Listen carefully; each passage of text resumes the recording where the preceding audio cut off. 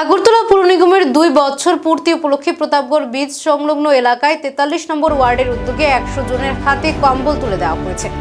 উপস্থিত ছিলেন পুর নিগমের মেয়র দীপক মজুমদার, 43 নম্বর ওয়ার্ড কাউন্সিলর তথা পুর নিগমের ডেপুটি মেয়র মনিকা দাস দত্ত সহ আরো অনেকে।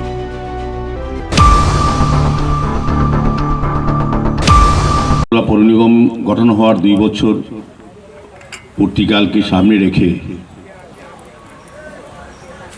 নিগমের 2 বছর কাল উদযাপন উপলক্ষে আগরতলা পৌর নিগমের প্রতিটি ওয়ার্ডে এই 2 বছরে আমরা কি কাজ করেছি, কি কাজ আগামী 3 বছরে করব আরো, সে বিষয়ে সমস্ত ওয়ার্ডে আমরা কর্মসূচি নিয়েছি যে জনগণকে জানানোর জন্য। তারই অঙ্গ হিসাবে আজকে এই মহতী অনুষ্ঠান। এখানে আমাদের মধ্যে উপস্থিত আছেন আপনাদের দ্বারা নির্বাচিত সকলের প্রিয় কর্পোরেটর তথা আগরতলা পৌর নিগমের মাননীয় ডেপুটি মেয়র আমার সাথী শ্রীমতী মনিকা দাস দত্ত মহোদয়া।